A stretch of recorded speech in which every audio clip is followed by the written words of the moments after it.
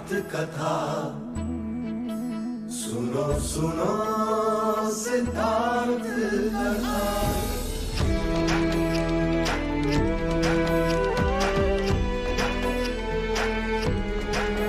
संसार में दुख का कारण क्या, संताप शोक का निवारण क्या। संसार में दुख का कारण क्या, संताप शोक का निवारण क्या। इस खोज में सब कुछ त्याग दिया, हर वैभव से वैराग लिया। वो सृष्टि से संयुक्त हुए, सिद्धार्थ से गौतम बुद्ध हुए।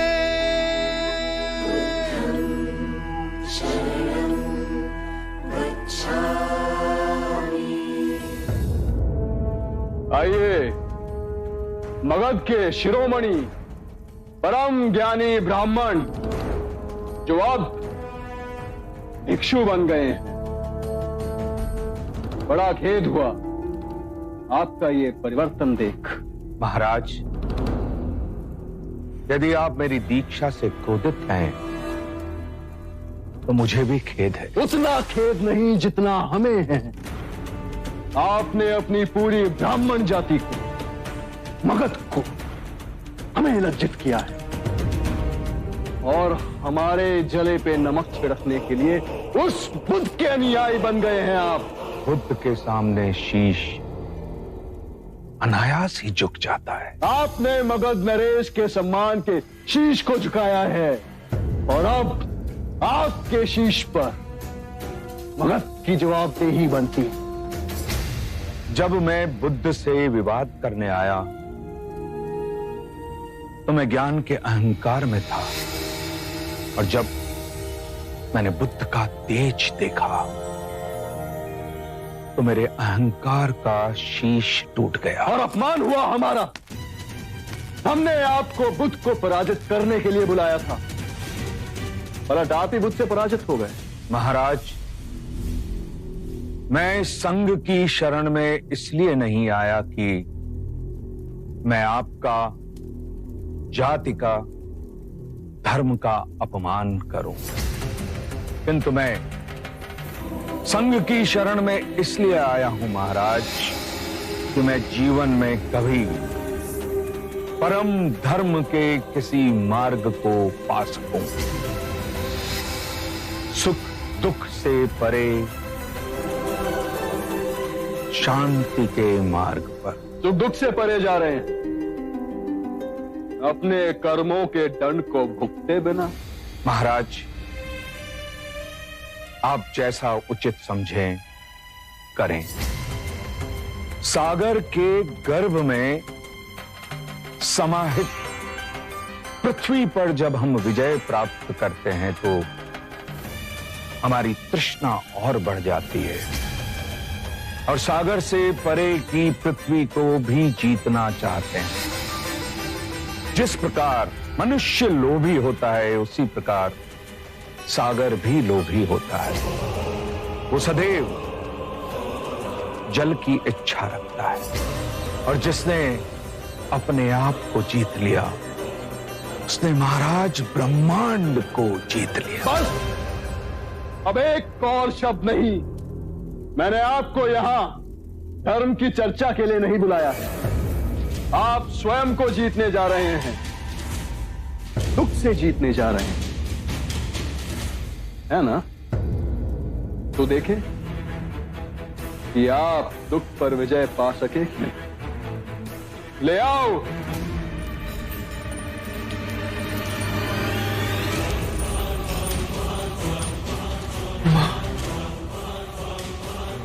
पिताजी। तो परम ज्ञानी सोनदन, अभी तक आप अपने सुख और दुख ऊपर नहीं हो सके। आपका दोषी मैं हूं, तो फिर मेरे माता पिता को क्यों दंड दे रहे हो? आपके बुद्ध कहते हैं कि हम सब परस्पर जुड़े हुए हैं तो दंड आप पाए या आपके माता पिता। अंतर क्या है? हम तो केवल यह देखना चाहते हैं कि दंड का अधिक प्रभाव कहां पड़ता है। मुझे क्षमा कर दे। पुत्र, तुम जी छोटा न करना। तुम जिस पथ पर चले हो उसे सिद्ध हो गया है कि ब्राह्मण वही है जिसे परम ज्ञान प्राप्त करने की सच्ची लगन है। हमारा आशीष सदैव तुम्हारे साथ है। ले जाओ इन्हें।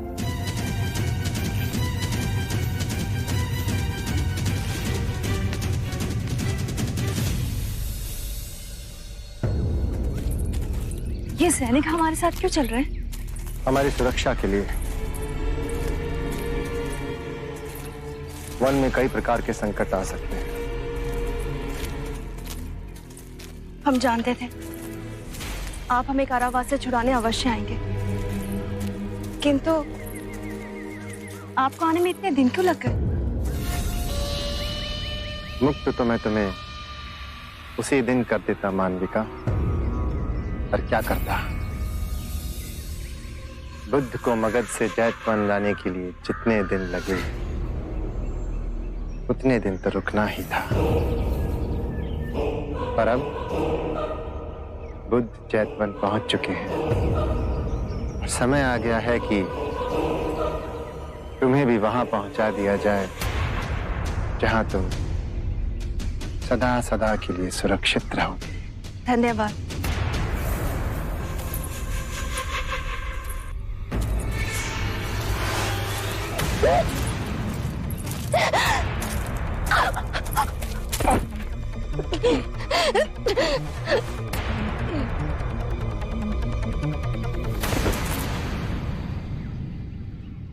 जीवित रहकर तुम्हारा उपयोग हमारे लिए समाप्त हो चुका था मानविका,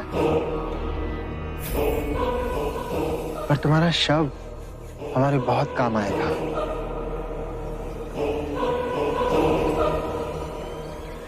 कभी कभी बड़े लोगों के लिए छोटे लोगों को बलिदान देना पड़ता है। बुद्धम शरणम।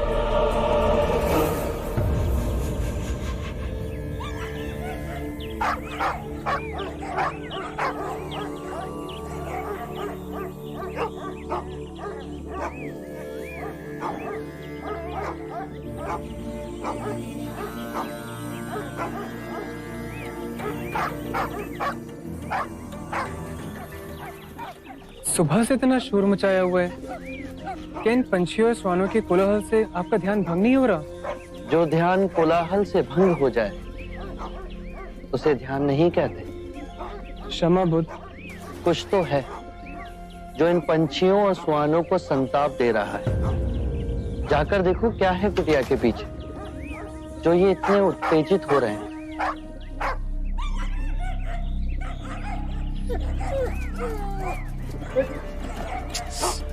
हट हट हट हट।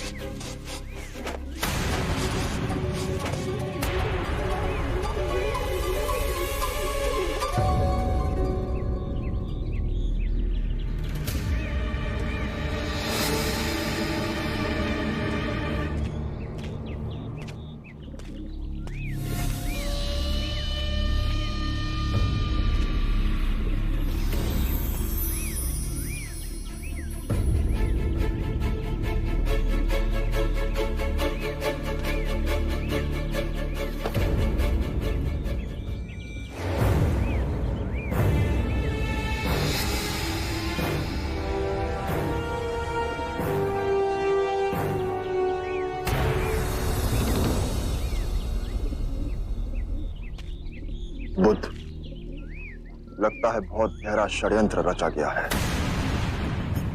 शव को देख के अनुमानित होता है कि सबसे पहले इसकी हत्या की गई थी और फिर उसे यहां लाके गाड़ा गया है। परंतु ये षड्यंत्र किसके विरुद्ध रचा जा रहा है? आप करुणा निधान है बुद्ध, परंतु इस संसार में ऐसे विषैले सर्प भी हैं जो करुणा का प्रत्युत्तर अपने विष भरे डंक से देते हैं। हो ना हो, ये सारा कृत्य आपको कलंकित करने के लिए रचा गया है। ये वही स्त्री है बुद्ध जिसने मगध की भरी सभा में आप पर लांछन लगाने का पाप किया था। जितना बड़ा पाप ना किया उससे बड़ा दंड भोगा है इसने। मैं इस स्त्री के हत्यारे को खोजकर आपके चरणों में ला फेंकूंगा।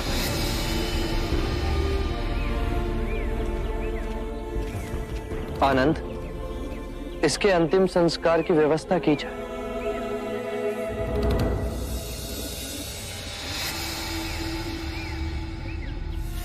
बंधु दोमुख, कल प्रातः तक ये बात पूरे गांव में फैल जानी चाहिए। अरे सुनिए सुनिए, क्या हुआ? बुद्ध की कुटिया के पीछे एक स्त्री का शव मिला है। क्या? अरे हाँ बिल्कुल, हमने सुना है कि उसे गला घोट के मार दिया गया है। बिल्कुल। हाँ। क्या ये सत्य है? अरे हाँ, हाँ, बिल्कुल सत्य है। वाह वाह वाह, आ गए मुंह उठा के। हाँ, कैसे भोले बन के खड़े हैं जैसे कुछ हुआ ही ना हो। हाँ हाँ, देखो कैसे मुंह उठा के आ गए। तुम्हें क्या लगता है तुम्हारा पाप छुप जाएगा? ये ढोंगी है और बिल्कुल भी लज्जा नहीं है। चले जाओ यहाँ से, चले जाओ, जाओ यहाँ से, जाओ। तुम्हें यहाँ कोई भिक्षा भिक्षा देने वाला नहीं यहाँ पर। ओम भगवते भिक्षां देहि।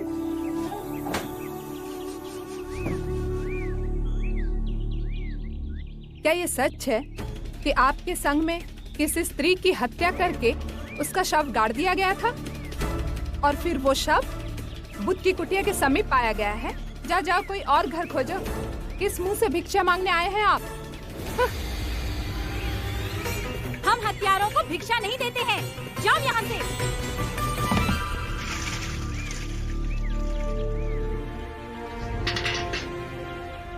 बहुत प्यासे लग रहे हैं, जल लीजिए। लोग तो कुछ भी बात बनाए, हमें बुद्ध पे विश्वास है। रुको, एक बूंद जल न देना इन पाखंडियों को। इस गांव से तुम्हारा दाना पानी उठ गया है। चलो।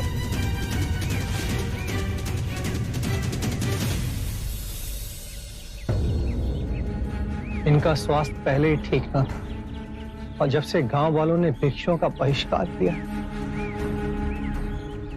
तब से इसके गले में अन्न का एक दाना नहीं उतरा। अगर इसी तरह से भूखा रहा तो इसके प्राण निकल जाएंगे। वो अज्ञानी है जो आप पर ऐसे लांछन लगा रहे हैं। क्षमा कर दो, मैं स्वयं जाकर तुम्हारे लिए अन्न का प्रबंध करूंगा। कैसे विश्वास दिलाएं गांव वालों को कि उस स्त्री के हत्या में हमारे संघ का कोई हाथ नहीं। और अब तो गांव वाले भी हमसे घृणा करते हैं बुद्ध। घृणा का उत्तर घृणा से देना कभी सार्थक नहीं हुआ। घृणा प्रेम से मिटती है और यही शाश्वत नियम है। परंतु इस असत्य को सत्य मानने लगे हैं लोग।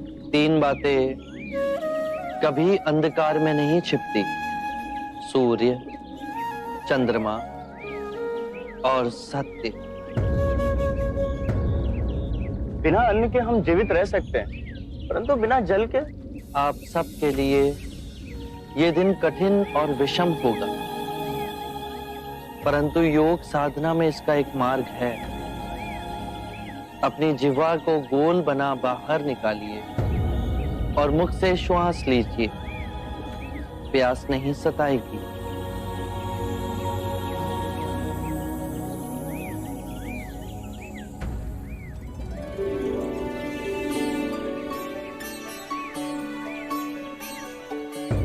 ये फलों की टोकरियां कहां से आई? कदाचित हमारे संघ की परिस्थिति की जानकारी पूरे प्रदेश में फैल गई है। क्षमा करना हमें बुद्ध, पहले पता ना था। मार्ग में जो बन पाया ले आए। जिसे बुरा कहते हैं, अगर उसके 10 हाथ हैं, तो जो अच्छा है उसके 100 हाथ हैं। इसे ले जाइए।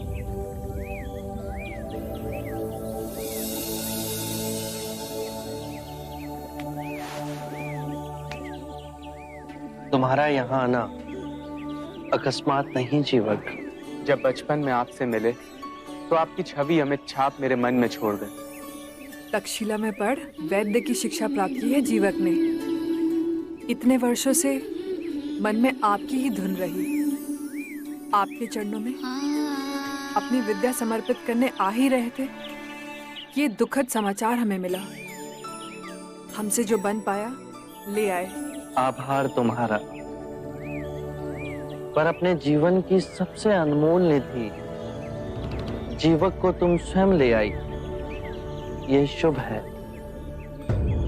एक माँ अपने पुत्र को ऐश्वर्य का मार्ग छोड़ संन्यास के मार्ग पर स्वेच्छा से लाए, ये बहुत सराहनीय है आम्रपाली।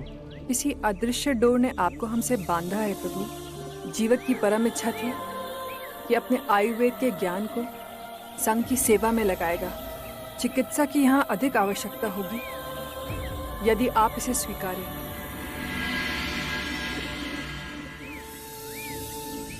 हमारा एक भिक्षु अंदर ज्वर से तप रहा है। कहाँ? आइए, मैं आपको ले चलता हूँ।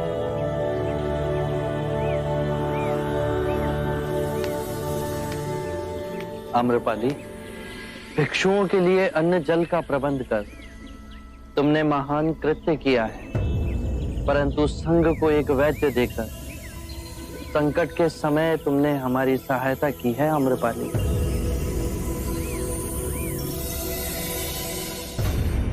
आपको विश्वास है कि मानविका के घर से हमें उसकी हत्या का कोई प्रमाण मिल सकता है? बुरे कृत्य हमेशा अपने पद चिन्ह छोड़ के ही जाते हैं। ढूंढो।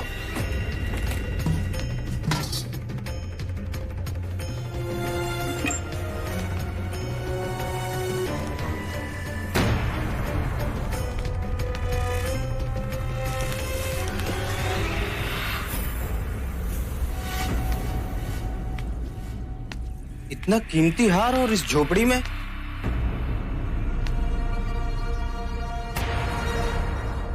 ये तो किसी पुरुष का हार है। राजघराने के चिन्ह भी इंगित हैं। शाक्य राज परिवार का चिन्ह।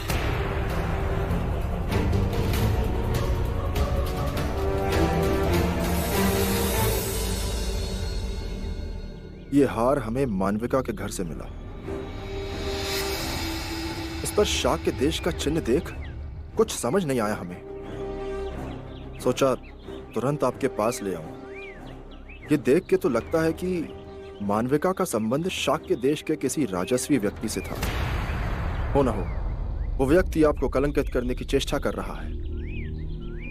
मुनिवर, आपके अनेक भिक्षु स्वयं शाक्य राजकुमार हैं।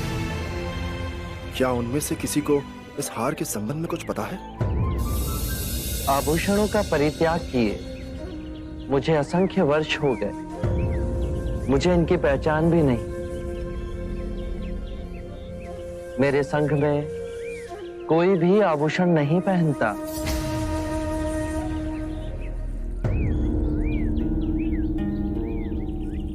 एक बात और मुनिवर, हमने मानविका के आसपास रहने वाले लोगों से भी पूछताछ की। एक ने बताया कि लगभग 1 वर्ष पूर्व एक राजस्वी व्यक्ति मानविका के साथ रात्रि में उसके घर गया था। बुद्ध, ये बात और स्पष्ट कर देती है कि ये सारा कृत्य रचा गया है आपको और भिक्षुओं को कलंकित करने के लिए। इस दुखदपूर्ण घटना से आपका कोई संबंध नहीं है। ये सुनकर महाराज प्रसन्नजीत अत्यंत ही प्रसन्न होंगे। मैं कल से ही आसपास के सारे गांव में ढोल पिटवाते हुए संदेश भिजवाऊंगा कि बुद्ध और उनके सारे भिक्षु निर्दोष हैं। आपके संघ को लेकर लोगों ने जिस प्रकार का विष उगलना शुरू कर दिया है, अब उसे समाप्त होना चाहिए।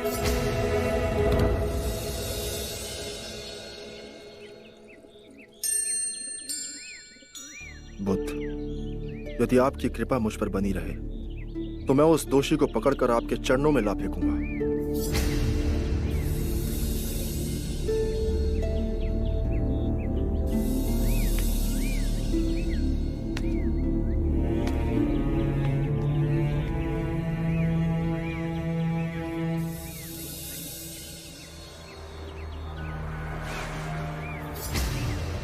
बुद्ध,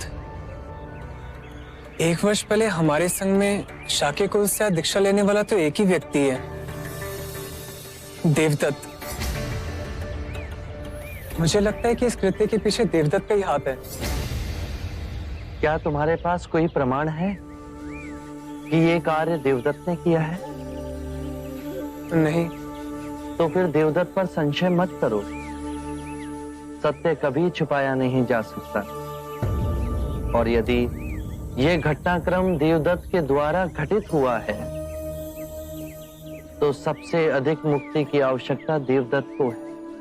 और यदि देवदत्त अपराधी है तो उसका अंतर्मन उसे कठोर दंड देगा और वो इस पीड़ा से बचना चाहेगा। जिस प्रकार अंगुलीमाल का रूपांतरण अहिंसक में हुआ, उसी प्रकार देवदत्त का भी होगा। मनुष्य केवल अपनी अंतरात्मा को जगाने से बदलेगा।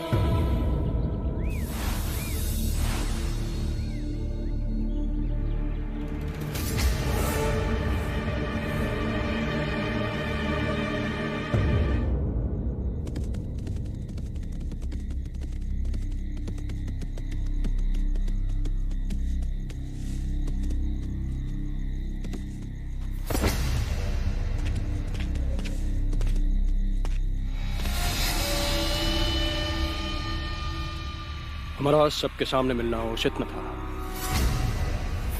तुम्हारा संदेश पाकर मैं समझ गया था। संघ का क्या समाचार है देवदत्त?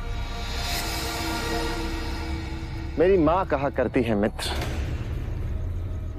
कि ये सिद्धार्थ प्रबल भाग्य लेके पैदा हुआ है। मालविका का उपयोग करके मैंने संग में आग तो लगाई है, लेकिन लगता है कि ये आग मुझे ही जला के भस्म कर देगी। तुमने भी तो सोनदंड को मोहरा बनाकर मात खाई है हमने समस्त मगध के सामने, किंतु हार नहीं मानी। प्रयास जारी है हमारा, जाल फैलाते रहेंगे। कभी ना कभी तो हमारे जाल में अवश्य फंसेगा। बुद्ध। मित्र, क्या तुम मुझे अपने कुछ विश्वसनीय लोग दे सकते हो जो वेश बदलकर भिक्षुक बन संघ में शामिल हो सके? और मुझे एक वन भी चाहिए भेंट में, जहां पे केवल मैं और वे भिक्षु जा सके। हम तुम्हें दोनों दे सकते हैं देवदत्त, किंतु तुम करना क्या चाहते हो? बुद्ध बड़ी शांति में स्थिर है ना?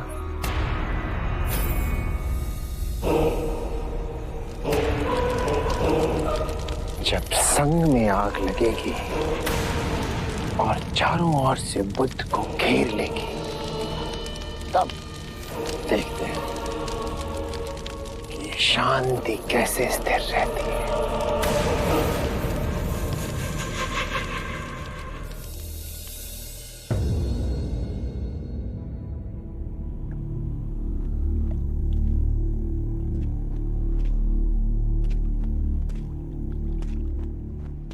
विचलित ना हो महाराज, बुद्ध अवश्य आएंगे। बुद्ध के पावन हाथों से यदि ये विधि होगी तो धन्य हो जाएंगे हम। महाराज, बुद्ध आ गए।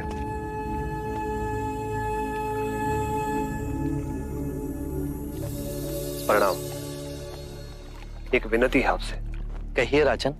पिछले कई दिनों से मेरे स्वप्न में मेरे पिताश्री आ रहे हैं। मैंने ब्राह्मणों से भी इसका अर्थ पूछा तो उनका कहना था कि तुम्हारे पिताश्री को शांति नहीं मिली, उनके लिए पूजा करनी होगी, यज्ञ संपन्न करना होगा। आप तो परम ज्ञान का स्वरूप है, तो विनती है आपसे कि पूजा विधि आप ही के हाथों से हो। जो मेरे पिताश्री तक पहुंचे उन्हें मुक्ति मिले, जीवन मरण के इस चक्र से वो मोक्ष पाले। अवश्य राजन। आप मिट्टी के 2 घड़े मंगवाइए, एक में घी भरवाइए और एक घड़े में कंकड़ पत्थर भरवाइए, और उन दोनों घड़ों के मुंह कपड़े से बंधवा दीजिए और उन्हें लेकर नदी के तट पर आइए। मैं वहीं आपकी प्रतीक्षा करूंगा। मैं भी इसका प्रबंध करता हूं महाराज।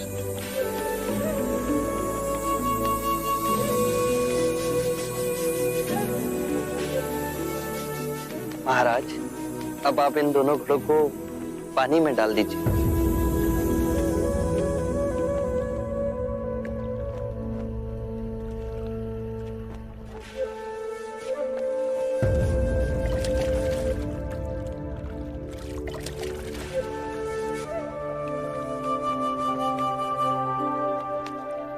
महाराज, अब इन दोनों घड़ों को आप तोड़ दीजिए।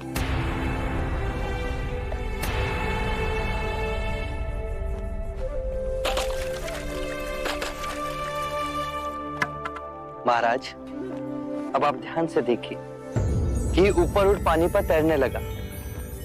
अब बताइए, मेरे या किसी और के पूजा पाठ करने से क्या ये घी नीचे बैठ सकता है?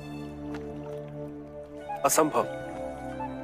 ये तो घी का स्वभाव ही नहीं। सत्य कहा आपने। उसी प्रकार किसी भी पूजा पाठ, विधि विधान, कर्म कांड के द्वारा पानी के अंदर डूबे हुए कंकड़ पत्थर क्या ऊपर आ तैर सकते हैं? नहीं बुद्ध, ये तो प्रकृति के नियम के विरुद्ध है। तो हम प्रकृति से भिन्न कैसे हुए? हम भी तो प्रकृति का ही रूप है। सत्य कहा बुद्ध। एक सत्य ये भी है राजन, यदि हमारे पूर्वजों ने अपने जीवन काल में कंकड़ पत्थर बोए, दुष्कर्म किए, तो वो स्वाभाविक ही कंकड़ पत्थर की तरह नीचे बैठ जाएंगे। और यदि उन्होंने अपने जीवन काल में सत्कर्म किए तो स्वाभाविक ही घी की तरह ऊपर आ तैरने लगेंगे। जो बोएंगे वही काटेंगे।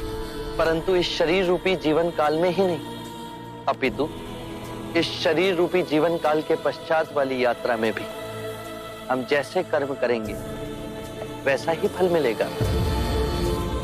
अब बताइए, इस प्रकृति के नियम को कोई पूजा पाठ, कर्म कांड, विधि विधान, यज्ञ हवन मिटा सकता है?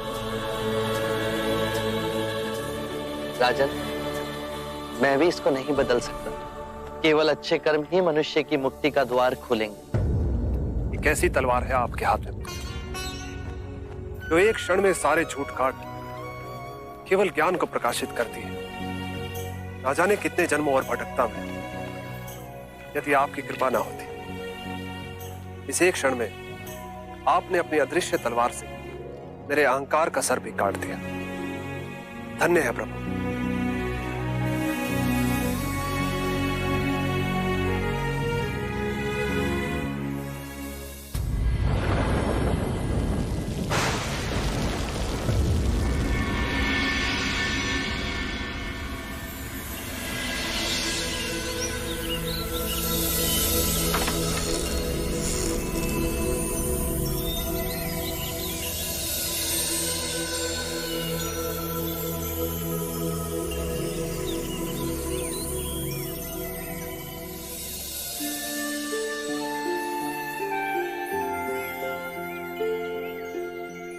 बुद्ध को हमने प्यार से तथागत का नाम दिया। 72 वर्ष की आयु हो गई है, पर क्षिप्त आत्माओं को ज्ञान का जल पिलाने वे हर दिवस आते हैं।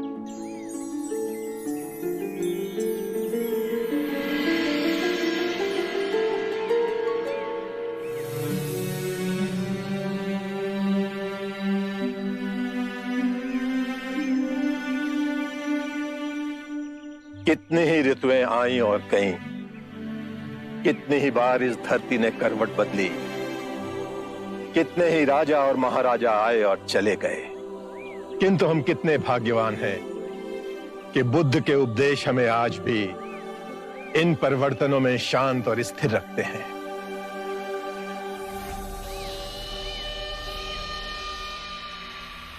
जिस बात पे आप इतना गर्व कर रहे हैं, उस बात ने मेरी चिंता को और तीव्र कर दिया है महाकश्यप जी।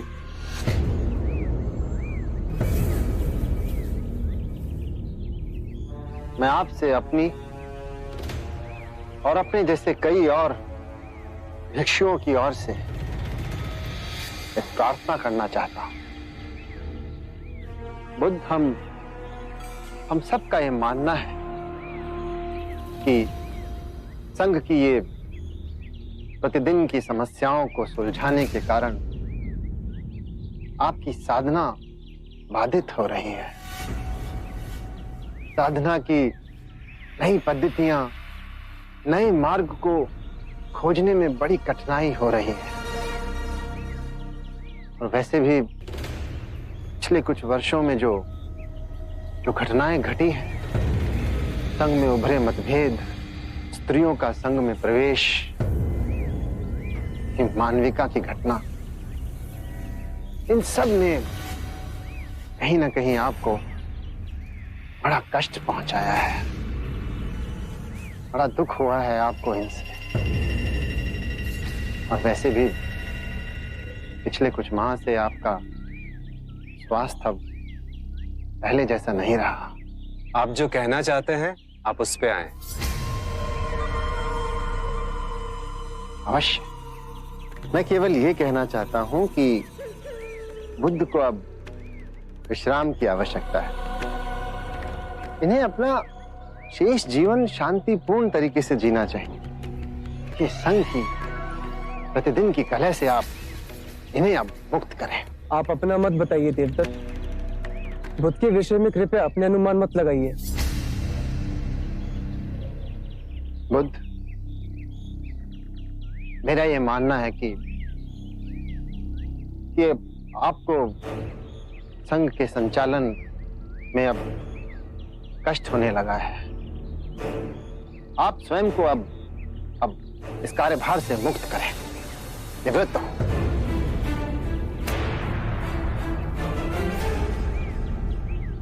संघ के संचालन की बागडोर अब मैं अपने हाथों में लेने के लिए तैयार हूं।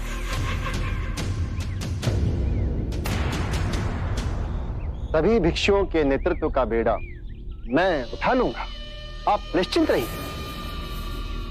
हमारे लिए विचार ही असहनीय है कि बुद्ध के अलावा संघ का कोई और चालक हो।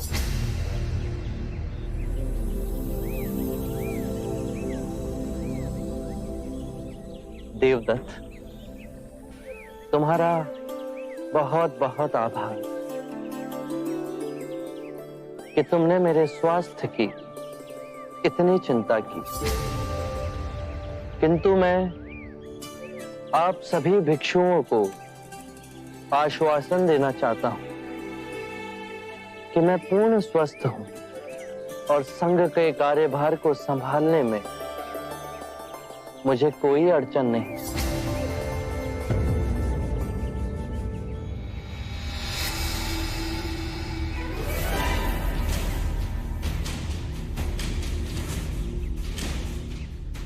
देखिए आप बुद्ध, और केवल यही नहीं, इनके अलावा और भी बहुत से भिक्षु हैं बुद्ध जो मेरी बात से सहमत हैं।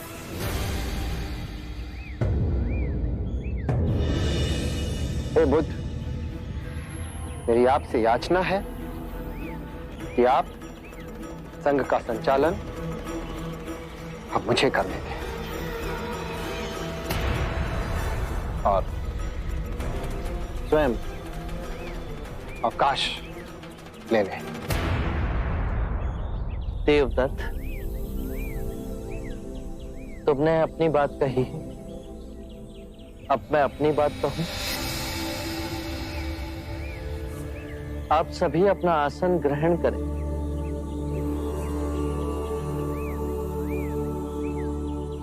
देवदत्त मुझे अति तीव्रता से अवकाश दिलाने पर तुले, परंतु यदि कभी ऐसा अवसर आया कि मुझे संघ का कार्यभार किसी और को सौंपना पड़े,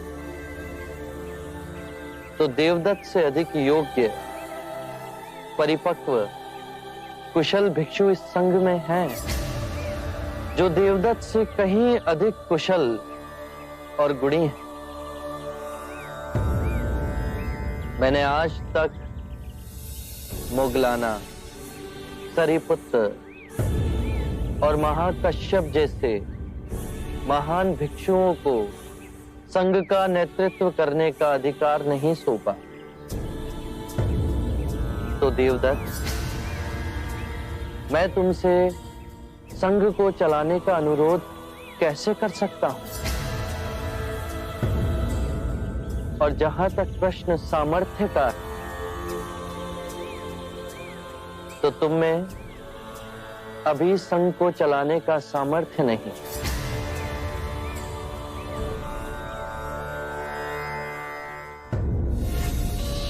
देवदत्त जी, दिल छोटा मत कीजिए। संघ की बागडोर इतनी आसानी से हाथ में नहीं आएगी। अंत में निकला तो वही ना। बुद्ध भी सामान्य मनुष्य की भांति सत्ता के लालची ही निकले। अपना आसन किसी दूसरे को देने में संकोच कर रहे हैं। ये बुद्ध जब सिद्धार्थ थे ना, तब भी इनकी मनोवृत्ति बिल्कुल ऐसी ही थी। सच में? और क्या, तब भी हर बात पे ये प्रतिद्वंद करने की इनकी महान प्रवृत्ति है, ऐसी ही थी। जैसे मेरी हर बात का विरोध करने के लिए महान पुरुष धरती पर अवतरित हुए। लोग कहते हैं कि सिद्धार्थ बुद्ध हो गए। आश्चर्य। लक्षण तो आज भी वही है, वही के वही सिद्धार्थ के। ये तब भी मेरा शत्रु था, ये आज भी मेरा शत्रु ही है। लेकिन अब इसकी मनमानी चलने नहीं दूंगा, नहीं चलने दूंगा। बुद्ध, तेरी मनमानी।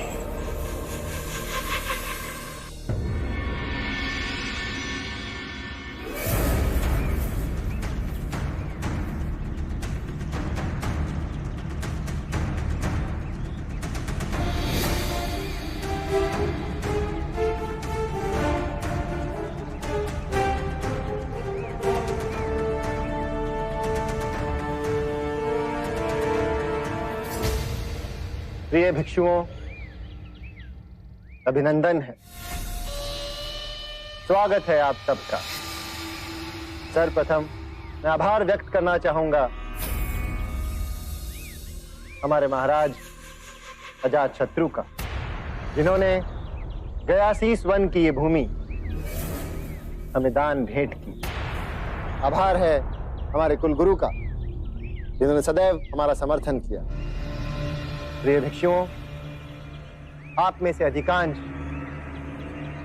मेरे द्वारा ही दीक्षा प्राप्त है। आपका गुरु होने के नाते ये मेरा कर्तव्य भी है और अधिकार भी कि अपने विचार और अपनी चिंता आप सबके समक्ष मैं रखूं। आज मेरी चिंता का केवल एक ही कारण है, संघ का संचालन। मैंने आदरणीय बुद्ध से हाथ जोड़कर कई बार ये विनम्र निवेदन किया कि वे संघ से निवृत्त होकर साधना की नई पद्धतियां नए विचार और नए मार्ग को खोजें, जिससे आप सभी भिक्षुओं का कल्याण हो सके। किंतु बुद्ध ने मेरी बात नहीं मानी। मैंने हाथ जोड़कर उनसे विनम्र निवेदन किया कि बुद्ध, हमारे संघ पे ये आरोप है कि यहां पे केवल क्षत्रियों को और ब्राह्मणों को प्रवेश मिलता है। आप स्वयं देखिए कि बुद्ध के प्रथम अनुयायी राजघराने के ही लोग हैं। जो बचे खुचे रिक्त स्थान हैं उन्हें ब्राह्मणों ने भर दिया। यही बात मैं बार बार बुद्ध को समझाने का प्रयास करता हूं कि हमारे संघ में निम्न जाति के वर्ग के लोगों को ही प्रवेश मिलना चाहिए। लेकिन बड़ी कठोरता के साथ बुद्ध मेरे इस प्रस्ताव को ठुकरा देते। अरे, ये तो बहुत बड़ा अन्याय है। हमारे महाराज स्वयं इस बात से कितने चिंतित हैं और इसीलिए मैंने अपने समर्थक भिक्षुओं को अलग से यहां पर बुलाकर ये बात समझानी अनिवार्य समझी। मैं आपसे अनुरोध करता हूं कि कृपा करके आप इस बारे में विचार अवश्य करें।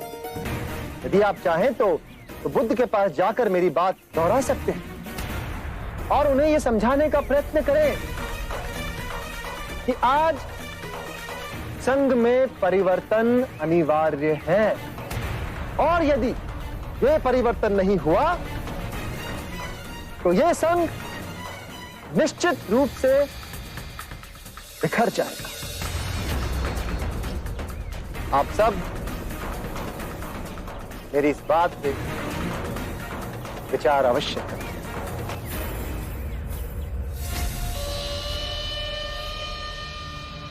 महाराज, ये देवदत्त भिक्षुओं को इकट्ठा करने की अपनी चिंता जता रहा है या फिर उन्हें बुद्ध के विरुद्ध इकट्ठा कर रहा है? कुलगुरु, इसे ही राजनीति कहते हैं। बस एक बार इस फूट की सूचना हर संघ में गूंज जाए, फिर देखते ही देखते बुद्ध का संघ टूट के बिखर जाएगा।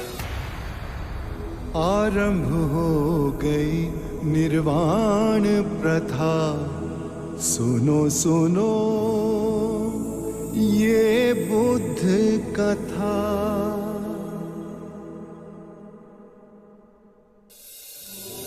इस शरीर रूपी जन्म में ही नहीं, शरीर के पश्चात वाली यात्रा में भी जैसा कर्म होगा वैसा ही फल होगा।